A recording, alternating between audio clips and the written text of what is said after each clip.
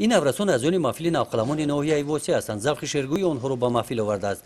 محفل نوقلمان ناحیه واسه با اقدام روزنامه‌نگار حسن سفرزاده تشکیل شده او نوشته‌های سال گذشته شاگردانش را در این سه کتاب جمع آورده است.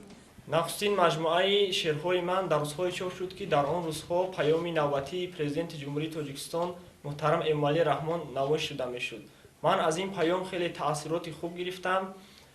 махсусан ҷалби бештари ҷавонон ба соҳаҳои илмҳои дақиқ аз ҷумла омӯхтани забонҳои хориҷӣ барои ман водор сохт ки ман ин забонҳоро омӯзам ва бештар ба онҳо таваҷҷӯҳ зоҳир намоям.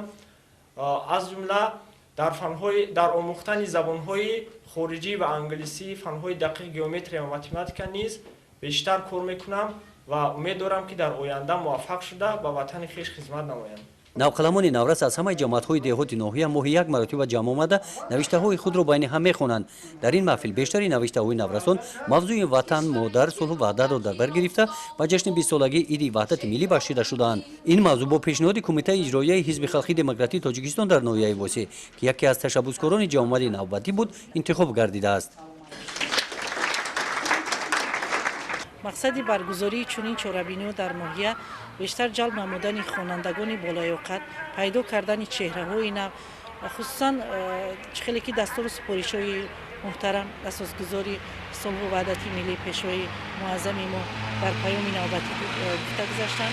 بیشتر پیدا کردن جوانانی که امروز مهارت خوب ایجادکاری دارند. در همینجا جوانانی پیدا شدن که در اونجا صنعتی والای ما رو احیا کردن و ما توانستیم که در بین آنها خوانندگان رو دریافت کنیم که مهارت خوب ایجادی دارند و چنین جوانان در ناحیه خیلی هم بسیار بوده است. ما میتوانیم از این جوانان در محفل‌های آینده باز استفاده بریم، در تمام چهره‌های فرهنگی سیاسی که در ناحیه برگزار می‌گردد دعوت کنیم و آینده به یک کمالات برده رسانیم.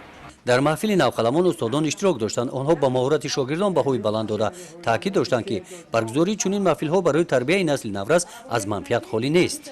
در دل نورسان و جوانان محصلین مؤسسه‌های تعلیمی از آن است که در قلب آنها ما توانیم که مهر وطن دوستی، خودشناسی ملی، خودآگاهی ملی بیدار نماییم و آنها نیز می‌توانند در برابر آشنایی پیدا کردن و بسیار پهلوهای زندگی را آموختن میتوانند که با همسالان خود همصحبت شوند و آنها را نیز از راههای بیگانه از مقاصد بیگانه برگردان و به راه درست خویشتن‌شناسی و خودآگاهی ملی هدایت کنند. زیرا همصحبت البته به تاثیر نمیماند. در این محفل رهبران مؤسسه‌های تا مکتبی، والدان، تشکیلات‌های جمعیتی و از کمیته اجرایی حزب خلقی دموکراتی تاجیکستان در ناحیه واسه ابراز داشتند که برای دستگیری نورسان ایجادکار در آینده سهم خود را می‌گذارند. گزارش خواجه نظریف خدای نظر ظهورов از ناحیه واسه برای برنامه اطلاعاتی نوید.